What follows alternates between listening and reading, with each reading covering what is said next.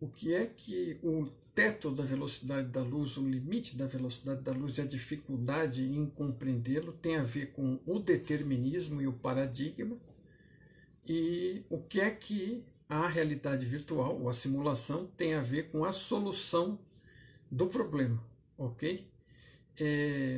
Meu nome é Mário Jorge, estou sempre aqui trazendo informações, ideias de minha grande teoria de tudo, da física digital baseada em consciência de Tom Campbell, e em minha própria experiência também, e que possam ser úteis para você, para a sua realidade diária, para alguma coisa prática na sua vida.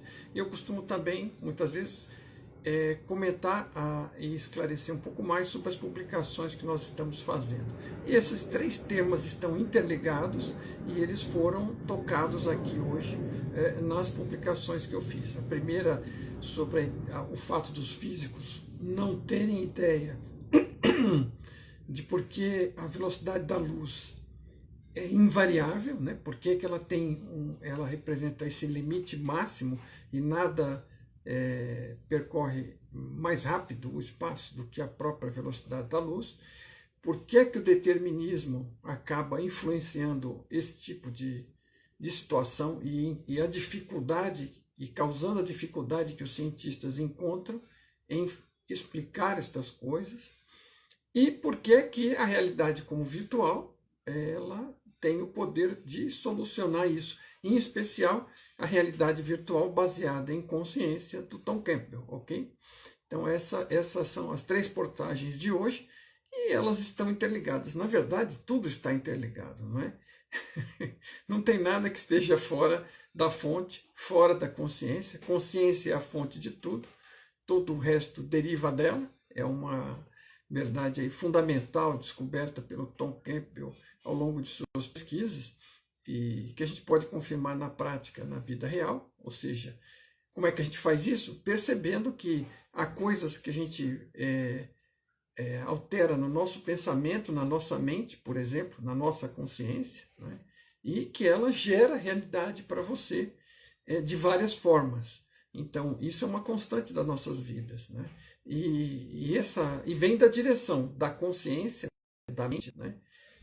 Dessa essência, para a realidade que parece material. Agora, dificilmente você vai conseguir fazer alguma coisa na realidade material, praticamente impossível, né?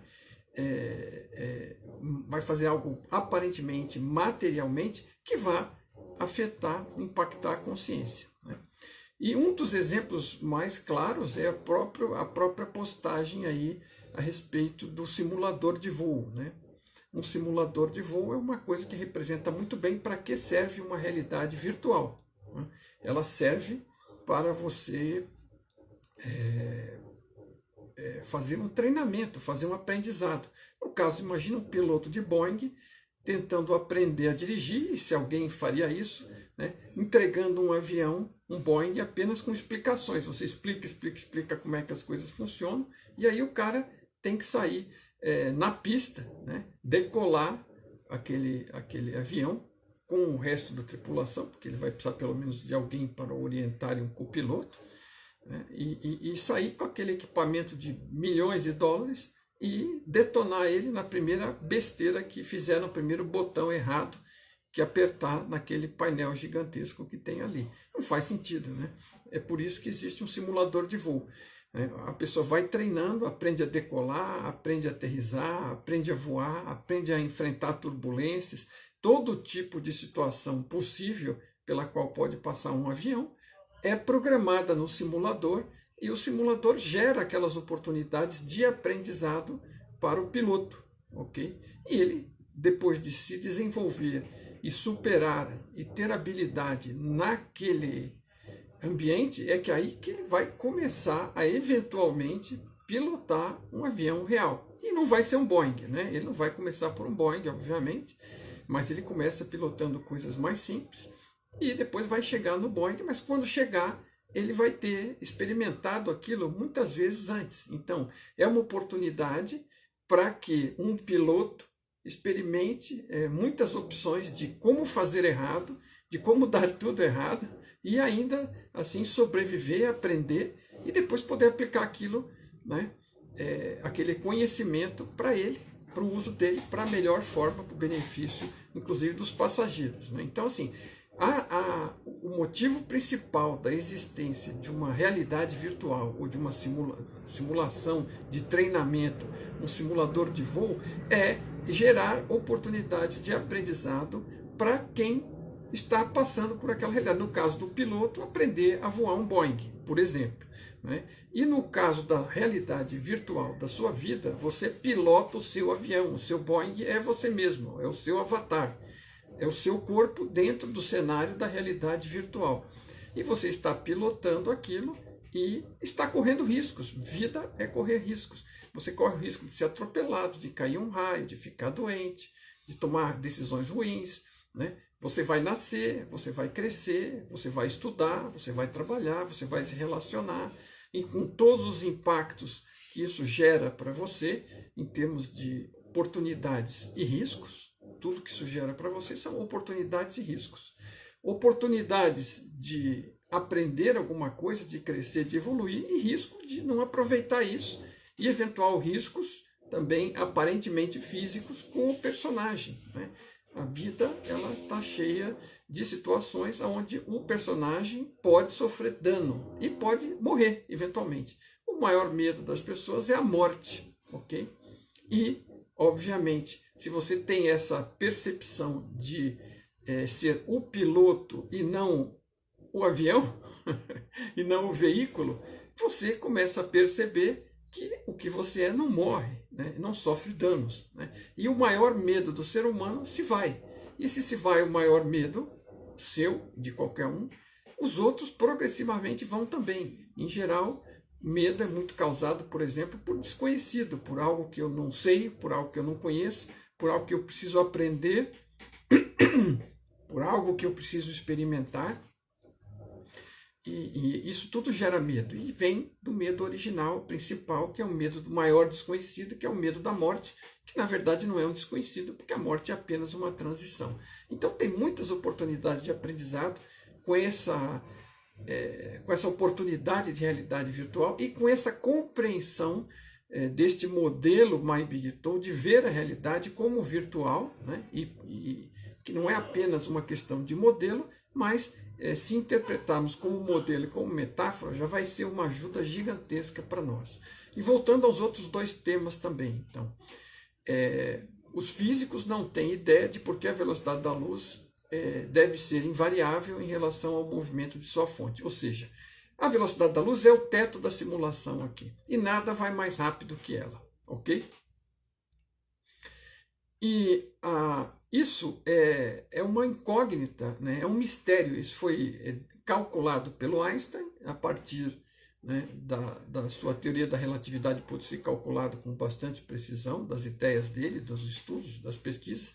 Isso foi evidenciado através de medições. Né? Então a velocidade da luz é realmente o máximo e é relativamente constante para todos os efeitos. Né? Já se verificou que existem pequenas micro variações, mas ela ou fica num valor ou fica em outro, e a realidade virtual, a física digital também explica até essas pequenas variações, mas em princípio ela é constante. E por que ela é constante? Por conta a velocidade da luz como constante é a maior pista de que a realidade é virtual. Por quê? Porque em uma realidade virtual, a maior velocidade possível para movimentar qualquer coisa na tela da realidade é a velocidade do programa, que depende do processador, ok? Mas o programa tem uma velocidade própria de mudar de instrução para instrução, começar na primeira, chegar na última e voltar para a primeira. É assim que funciona um programa, ok? Uma simulação é feita através de programação e o programa não pode fugir disso. Então o programa roda em algum lugar, né? No caso da realidade, na mente de Deus, na mente da fonte, na parte computadorizada, né? A fonte separa uma área para rodar uma realidade virtual como se fosse um computador, né, onde a mente da fonte roda aquilo através de uma sequência de linhas. E tem uma velocidade própria nessa realidade, que é a velocidade do programa. E nada anda mais rápido que isso. Ponto. Está explicado o tema da velocidade da luz, por que ela é fixa. né? Por que ela é constante? Porque que ela nada pode ultrapassar a velocidade da luz, de forma bastante simples aqui, para facilitar, claro, para que seja entendido, porque se não for de forma simples, não adianta. Não adianta explicar alguma coisa de forma que ninguém entenda, certo? E aí a questão do determinismo. Por que o determinismo impede que a maioria da ciência e da física chegue a estas conclusões desse tipo, como o Tom chega utilizando a consciência como fonte e a simulação, a possibilidade da física digital como análise da situação, como modelo e como explicação? Porque a maior parte da ciência e das pessoas em geral, sem saber, porque acabam seguindo o modelo científico, elas acreditam no determinismo, é uma crença. Então é um paradigma e é uma crença, né? Ele fica arraigado, extremamente aprofundado. O paradigma é um padrão que deveria ser usado nos limites internos a ele, no qual ele é válido, e não ser visto como a realidade. Agora, se você vê o determinismo e o materialismo como sendo a realidade, então as partículas têm que ser materiais, tudo tem que ser material, então se é material, está tudo pré-determinado, né? É tudo mecanicista, é como a figura do passarinho, né? Tem um passarinho voando na imagem da postagem e ele é movimentado por uma série de engrenagens que o faz bater as asas, é um beija-flor, e chegar até a flor e voltar, bater as asas e chegar até a flor, tudo de uma forma mecânica através de engrenagens. Eu achei aquela imagem muito bonita, porque ela dá, além de ser uma imagem bonita de um beija-flor, né, ela mostra essa ideia mecânica do determinismo, do materialismo, da crença fixa, né, que impede que se veja além, né? Então, quem é materialista pensa que não existe livre-arbítrio, né? No fundo, pensa, se for observar, pensa que tudo está pré-determinado. Essa é uma das crenças principais, por isso que chama determinismo, e está conectado ao materialismo e nega o livre-arbítrio. Então, acha que o livre-arbítrio é apenas uma ilusão, que você pensa que está escolhendo ou não está escolhendo nada, e que tudo está acontecendo de forma pré-determinada, como tinha que acontecer, e você não tem opção alguma. Se você não tem opção alguma, que culpa você tem? Ou que mérito você tem? Né? Não tem mérito nenhum, também não tem culpa nenhuma, faça o que fizer. É uma visão extremamente estreita, né? Não faz muito sentido, não resiste à sua experimentação da realidade. Quando você vai lá e percebe que pode mudar a si mesmo, que você pode fazer escolhas, que você pode ir por um caminho ou ir por outro. Então, isso não resiste a nada, a nem um pouco de análise. Mas precisa ser uma análise crítica. Agora, se você tem uma crença, um dogma de que tudo é material e pré-determinado, você não se deixa abrir para a possibilidade, mesmo com a física quântica, mostrando que as partículas são feitas de informação, elas são apenas informação, elas não são pedaços de tijolinhos materiais, né? Mas você tem aquela crença de que são e você não enxerga. Você acha que aquilo não é a explicação, que você ainda vai descobrir um jeito de explicar um dia como tijolinhos, ok? Então você nega, você aproveita as propriedades da física quântica, usa ela para criar coisas, mas não acredita naquilo que está vendo com os próprios olhos, né? Forma de dizer, né?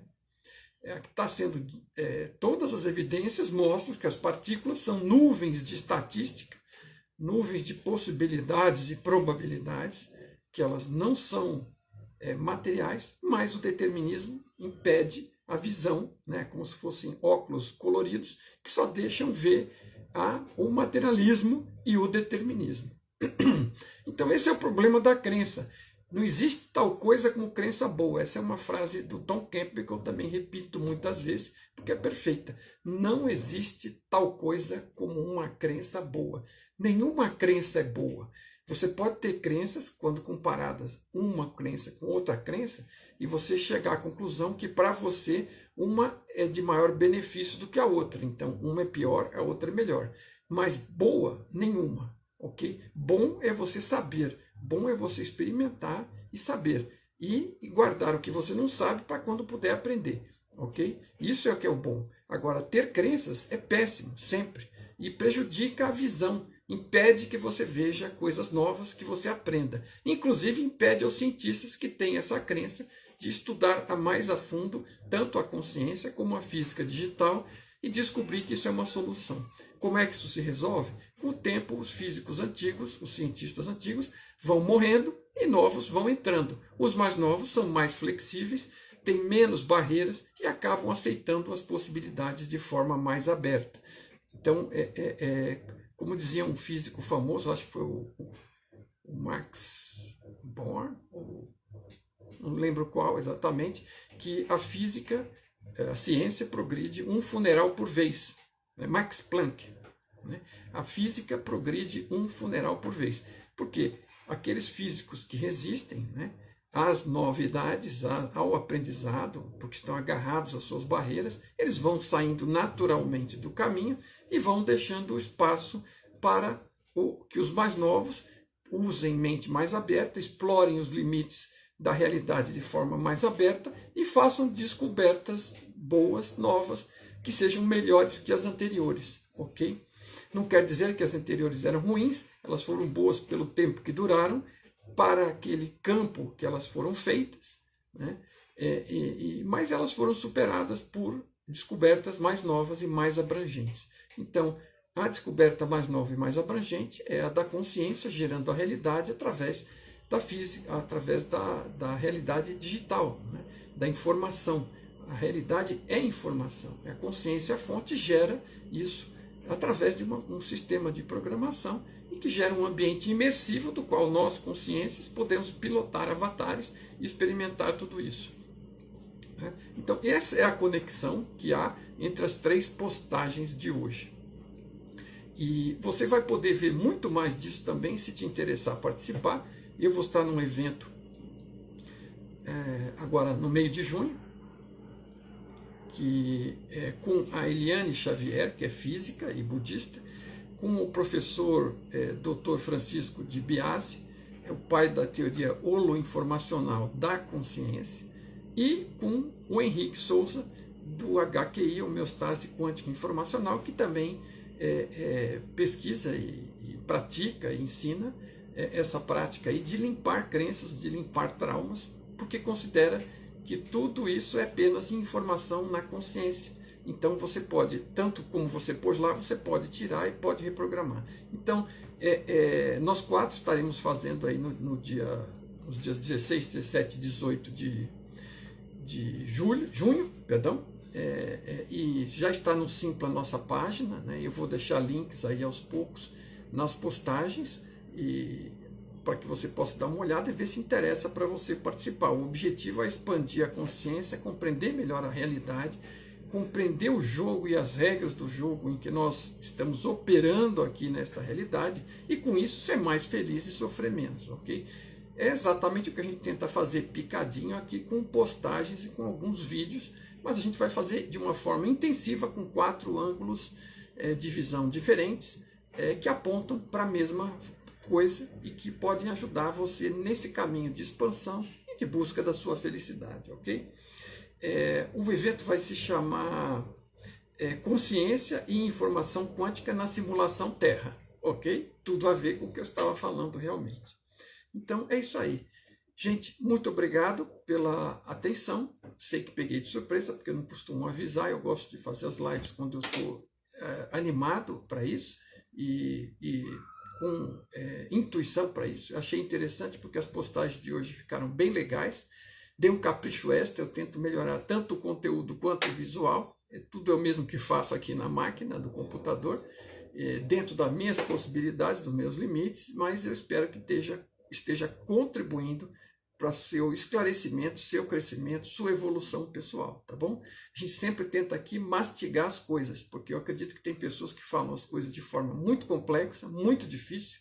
Isso não agrega nada. Parece bonito, é como um advogado falando dentro de julgamento, usa todo aquele palavreado lá, fantástico, mas a maioria das pessoas não entende nada do que foi dito, porque é aquela uma linguagem totalmente cifrada, usada dentro de um tribunal, e acaba que fica impossível para qualquer um entender. Então, qualquer situação que qualquer pessoa aplica, e eu não estou criticando ninguém, eu estou só dizendo que eu tenho a preferência de falar de uma forma simples e direta, numa língua que todo mundo entenda, e o conteúdo às vezes pode ser complexo, e uma simples passada, uma simples conversa pode não resolver isso. Comunicação é sempre uma dificuldade, tanto para quem passa como para quem compreende. As palavras não têm o mesmo significado preciso e exato para cada um, né? Então, comunicação é um tema difícil.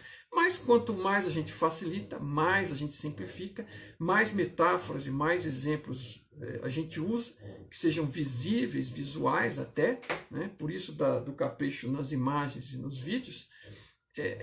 Isso facilita a sua compreensão, né? Como é o exemplo da dupla fenda, esse vídeo que eu passei ontem ou anteontem, um vídeo sobre o esclarecimento do funcionamento do experimento da dupla fenda, está lá extremamente visual, extremamente bem mastigado, né? E essa procura ser sempre, eu procuro que seja sempre a minha característica aqui, transmitir as coisas de uma forma clara e transparente, para não complicar. O que eu pretendo é não subestimar você, mas a audiência é muito abrangente, né?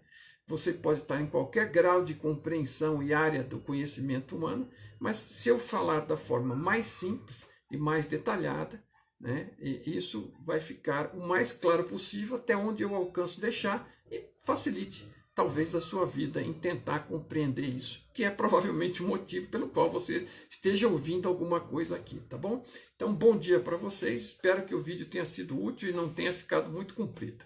Um abraço a todos.